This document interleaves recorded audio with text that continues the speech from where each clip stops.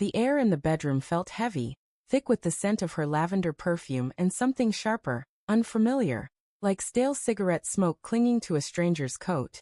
I stood frozen, staring at the crumpled note on the nightstand, its edges worn as if it had been folded and unfolded a dozen times.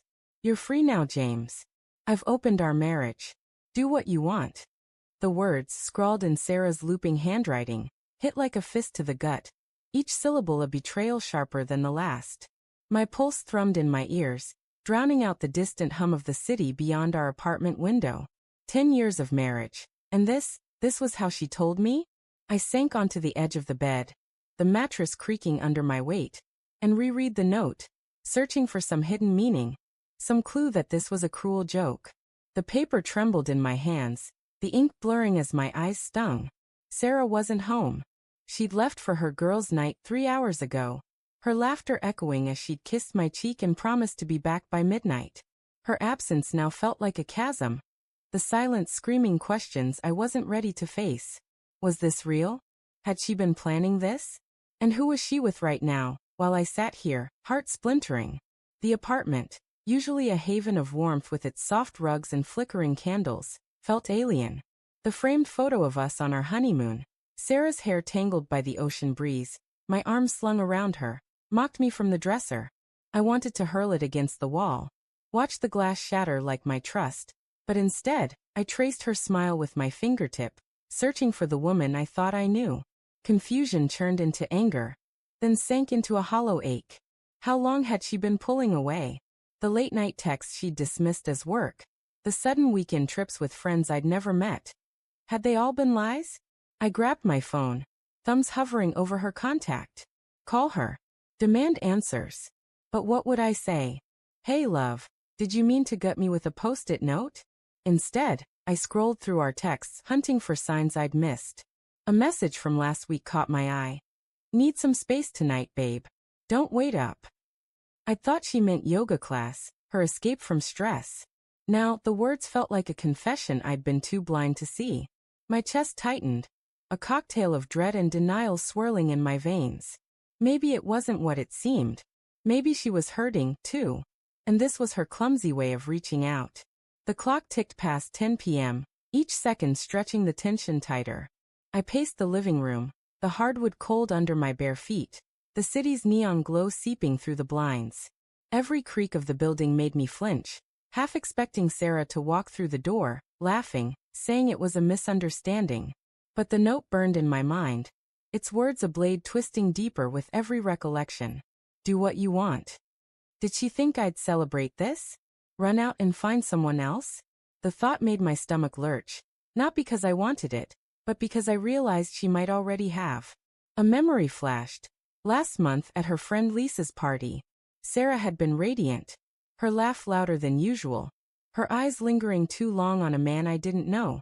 He'd leaned in close, whispering something that made her blush, and I'd brushed it off as harmless flirting. She'd come home with me, after all. But now, that moment replayed in vivid detail. The way her hand grazed his arm, the way she'd glanced at me afterward, like she was checking if I'd noticed. My breath hitched. Had it started then? Or earlier? I needed answers, but the apartment held only echoes. Her laptop sat on the coffee table, its sleek silver surface glinting under the lamp. My fingers twitched. Snooping felt like crossing a line, but hadn't she crossed one first? I opened it, her password, our anniversary, unlocking it with a bitter irony. Her email was open, a thread with someone named M glaring at me. No last name, just M. The subject line was blank, but the messages weren't. Can't stop thinking about last night, one read. You make me feel alive, said another. My vision blurred, the words searing into my brain. Each one was a nail in the coffin of our marriage, hammering home the truth I'd been dodging. Who the hell is M? I muttered, my voice raw, barely recognizable. The emails stretched back months, a timeline of betrayal I hadn't seen coming. Dinner plans, cryptic mentions of our spot, and worse, a photo attachment, a selfie of Sarah, her lips pressed against a man's cheek, his face cropped out. My hands shook as I clicked through, each discovery a fresh wound. The man's arm was visible, a leather bracelet I didn't recognize. Not mine. Never mind. The front door clicked open and I froze. Sarah's voice floated in, light and carefree, mid-laugh as she called out. James, you up? My heart pounded, rage and heartbreak colliding. I slammed the laptop shut, the sound echoing like a gunshot. She appeared in the doorway, her smile faltering as she saw my face. Her hair was mussed, her lipstick smudged, and that foreign smoke scent clung to her jacket. What's wrong? She asked, her voice too soft, too innocent. I held up the note, my hand trembling. This. Explain this. My voice cracked, betraying the storm inside me. Her eyes widened, then darted to the floor, guilt flickering across her face before she masked it with a sigh. James, I meant to talk to you about it, she said, stepping closer. Things have been off with us, you know? I thought this could give us both freedom. Freedom. I spat, the word tasting like ash. You call sneaking around with him freedom? Who is he, Sarah? How long? My voice rose, shaking the air between us. She flinched, her hands twisting together, but she didn't answer. Her silence was louder than any confession. It's not what you think, she finally said, her voice small, unconvincing. Emma's just a friend. Someone I talk to. I didn't mean to hurt you. Then why the note? I demanded, stepping closer, the space between us electric with tension. Why not tell me to my face? Why hide emails, Sarah? Why lie? Each question was a plea, a desperate hope she'd say something to make this make sense. But her eyes, those eyes I'd loved for a decade, held only regret, not denial. I didn't know how, she whispered, tears welling. I still love you, James. I just needed more. More. The word broke me. I laughed, a bitter, hollow sound. 10 years, Sarah. I gave you everything. And you needed more? My voice cracked, and I hated how vulnerable it made me sound. I wanted to scream, to shake her, to make her feel the weight of my pain. Instead, I turned away, my gaze landing on the laptop. An idea sparked, cold and sharp, fueled by the rage bubbling in my chest. Fine, I said, my voice low, dangerous. You want an open marriage? Let's make it fair. I grabbed my phone, opened a dating app one hadn't touched since college, and started typing. Her eyes widened, a flash of panic crossing her face. James, what are you doing? She asked, her voice trembling now.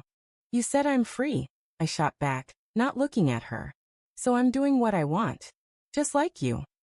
My fingers moved fast, crafting a profile, uploading a photo. It wasn't about wanting someone else. It was about making her feel the sting, the way she'd made me bleed. I hit publish, the app pinging with confirmation. Sarah's breath hitched, and for the first time, I saw fear in her eyes. Stop, she said, reaching for my phone. I pulled back, meeting her gaze. You don't mean this. You're just angry. Angry. I laughed again, the sound jagged. You ripped my heart out, Sarah. You don't get to tell me how I feel. The room spun, the weight of my words settling between us. I didn't want the app, didn't want anyone else. I wanted her, the old her, the one who'd promised forever. But that woman was gone, replaced by this stranger who'd rewritten our vows without me. The silence stretched, thick with unspoken truths. Then, her phone buzzed on the counter. She glanced at it, and I saw the name flash on the screen, Michael. M. My stomach dropped, the final piece clicking into place. Michael, her coworker, the one she'd sworn was just a friend. The one with the leather bracelet. You're free now, too, I said, my voice cold, final. I walked past her, grabbing my jacket. Enjoy it. The door slammed behind me, the sound echoing in my chest as I stepped into the night, the city's pulse drowning out the pieces of my shattered heart.